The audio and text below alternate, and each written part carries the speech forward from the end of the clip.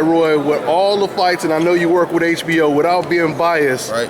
What was the most significant fight? What was the most entertaining, the most significant fight this weekend? Well, you gotta remember now, I don't get to watch them all because I've been working with something going on. So I can't say which one was the most entertaining or significant. But as for Fight of the Year goes, I think Crawford made a good statement for being Fight of the Year because he fought 3 known fighters who are really high-ranked fighters, and he destroyed all 3 of them. Mm-hmm. You understand me? I mean, Absolutely. completely destroyed all 3 of them. Yeah. So he did make a good case for Fight of the Year last night. Heard Charlo had an amazing knockout. I heard there was some other good fighters. Mars had a good win. Yeah, fight. Pulled off an upset, you man. Feel me? So it's like, I mean, you got to say, it's hard to say which one was most significant because I don't know all the circumstances surrounding them all. But we did have a great weekend of fights, and I'm glad of that. So you didn't get to really watch the other ones, huh? Yeah, that's right. Anthony Joshua's none of that, right? No, I did see the heavyweight fight. I didn't get to see Anthony Joshua, no. But all those fights were... Derek Chisora? No, not Chisora. Who Chisora fought? He fought against Dylan White. Did he win? I think Chisora won, right? I didn't even watch that fight. I just heard it was they said it was a great fight, though, like Fight of the Year. Well, Jonathan Parker. Joseph Parker, Andy Ruiz. Joseph Parker, Andy Ruiz. So I said that was a good fight, too. Yeah. So it's like, if Chisora had a good fight, and Joshua had a good fight, and Parker and Reese had a great fight. I mean, this is good for the boxing. Absolutely. These are good fights that are lining up. Now, if we can take and do ourselves a favor in boxing, get rid of those division lines. This fighter can't fight that fighter. Come on, man. I mean, these two putting the lives on the line for what we do. I mean, don't keep that up. You know what I mean? Let that go, and let's let these dudes fight the best. Let the best fight the best. Yeah. If you're not, you're hurting the sport more than you're doing it good. So why is all this division? We all in one sport together. Absolutely. Why so much division? I don't understand it. And that's just going to help the sport grow if they come together like that, right? How you doing? You okay? My wife's starting to get suspicious. Is Ruska coming? Yeah, he coming. Russell be it? Yeah, I think he coming. I think he coming. So you didn't see the Charlo knockout? No, I didn't see it. Can we show it to you? Yeah, show it It's to me. a great knockout. Yeah. All right, I'm going to go grab it. No, real quick, while you hemming that up, okay, so who would you say is the best heavyweight right now? It's hard to say, man. I mean, Parker made a good statement for himself last night. Reese made a good statement for himself last night. Joshua always makes a good statement for himself. Chisora has heavy hands, so it's kind of hard to say, man. If him and the guy had a Fight of the Year type of fight, I mean, that's pretty big. So you still got my man from Alabama in the mix. Yeah, Wilder. So you can't take him out. He just had surgery, but his name has to be mentioned amongst the top 2. So it's just that I love that we have a fresh, young breed of heavyweights in the game. Yeah, you understand absolutely. Me? That's what's more entertaining to me. So 3 undefeated champions right now. So it's like I'm not here to decide who's the best, because they got to decide. That's what we box for, to decide who's the best of the best. But I'm just happy to have it. Yeah. But now at least we can say, wow, this guy looks good. This fight will be entertaining. I mean, if we took the 3 fights that we just talked about, the Parker fight with Ruiz, the Chisora fight with White, and the Anthony Joshua fight with Molina, if we probably took the 3 losers and matched them against each other, we still gonna have exciting fights because those fights were so exciting. Absolutely. So it's like when you got that kind of tension, that reminds you of the back in the 80s when you had all the heavyweights. Everybody can fight. Yeah. And right now we're almost back to that point where almost everybody can fight. The ones that we're talking about, that was 6 heavyweight fights we had, 6 guys that we know all can fight. Yeah, absolutely. That's pretty interesting. They're very interesting. That's not even counting. Klitschko and Wilder. Yeah. You understand me? Which is going to be real big. That's saying a lot. So I love that. Here it is, Roy.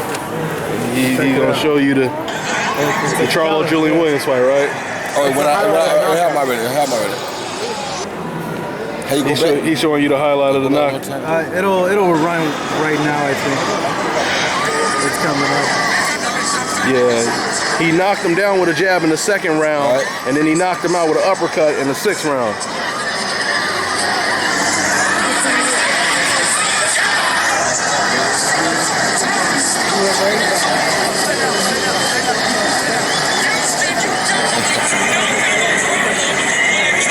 Charlo girl some bad boy. Yeah, they don't play around now. Pretty interesting. Oh, gosh. Nice. That might be the best knockout of the weekend. Oh, right there. yeah. Vicious. That's why I was asking you. That's the best knockout of the weekend right there. That is right. And against an undefeated. guy, yeah. That's the best knockout of the weekend by far. How was he able to do that? Well, I mean, you guys know Charlo's good fighter. Him and his brother both can fight, so they got good hands, they got good power in both hands. Anything can happen. And Roy, he talking about he want to move up to the middleweight division. That's what Charlo said. Why wouldn't he? If Triple G there, everybody saying that nobody for Triple G to fight, why wouldn't he? I mean, he thinks he could. I don't blame him. Why would you not? If you want to be the best, you got to be the best. I know they call Triple G the best. Yeah, I come. Yeah, absolutely. So does Terrence get fired here, you feel? Or Frampton?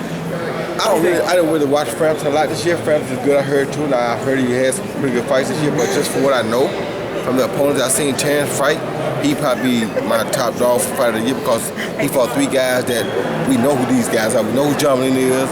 We know who the guy he fought in New York is. Who was that?